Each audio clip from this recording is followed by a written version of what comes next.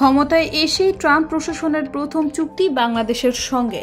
বাংলাদেশ সরকারের সঙ্গে একটি গুরুত্বপূর্ণ সমঝোতা স্মারক সই করেছে আর্জেন্ট এলএনজি নামে একটি মার্কিন প্রতিষ্ঠান। এই চুক্তির আওতায় বাংলাদেশ যুক্তরাষ্ট্র থেকে প্রতি বছর 5 মিলিয়ন মেট্রিক টন তরলীকৃত প্রাকৃতিক গ্যাস আমদানি করবে। গতকাল শুক্রবার এক বিবৃতিতে এই তথ্য জানিয়েছে প্রতিষ্ঠানটি। ডোনাল্ড ট্রাম্প প্রেসিডেন্ট হবার পর বাংলাদেশই প্রথম দেশ হিসেবে যুক্তরাষ্ট্রের সঙ্গে কোনো বড় এলএনজি সরবরাহ চুক্তি সই করল। লুজিয়ানা ভিত্তিক মার্কিন প্রতিষ্ঠানটি প্রতি বছর 25 মিলিয়ন মেট্রিক টন এলএনজি উৎপাদনের একটি প্রকল্প পরিকল্পনা করেছে। এই চুক্তি প্রেসিডেন্ট ডোনাল্ড ট্রাম্প দ্বিতীয় মেয়াদে দায়িত্ব নেয়ার পর যুক্তরাষ্ট্রের প্রথম বড় এলএনজি সরবরাহ চুক্তি, যা ট্রাম্প প্রশাসনের জ্বালানি শিল্প সহায়ক নীতির প্রতি আস্থার বহিঃপ্রকাশ। প্রেসিডেন্ট ট্রাম্প দ্বিতীয় মেয়াদে ক্ষমতা নেয়ার পর থেকে যুক্তরাষ্ট্রের এলএনজি রপ্তানি বাড়াতে পদক্ষেপ নিয়েছিলেন, বিশেষ করে এমন দেশগুলোতে যেগুলোর সঙ্গে যুক্তরাষ্ট্রের মুক্ত বাণিজ্য চুক্তি নেই। এরই ধারাবাহিকতায় যুক্তরাষ্ট্র বর্তমানে বিশ্বের বৃহত্তম এলএনজি রপ্তানিকারক হয়ে উঠেছে এবং 2028 সালের মধ্যে তাদের রপ্তানি ক্ষমতা দ্বিগুণ হবে বলে আশা করা হচ্ছে।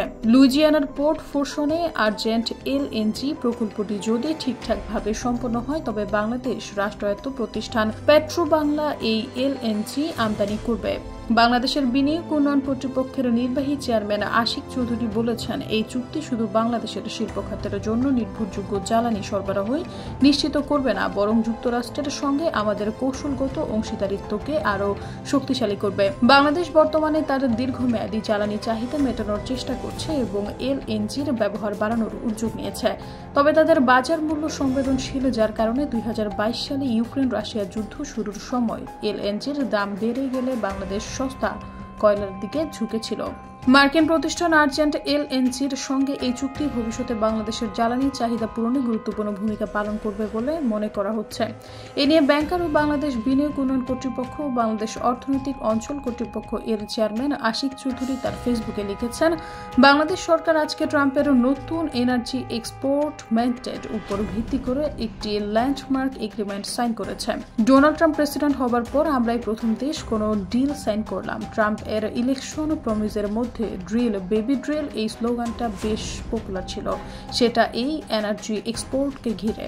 আমাদের দেশ গ্যাসের বিশাল সংকট, ইন্ডাস্ট্রিয়াল গ্রোথ, কর্মসংস্থান ইত্যাদির জন্য আমাদের long term gas supply solution বের করতে হবে। মিডল ইস্ট এর বাইরে আমেরিকা একটা ইন্টারেস্টিং অল্টারনেটিভ, কিন্তু এই সাইনিং এর গুরুত্ব অন্য জায়গায়। ইকোনমিক ডিপ্লোম্যাসিক অ্যাঙ্গেল থেকে ট্রাম্প সরকারের স্টাইল খুবই ডিফারেন্ট।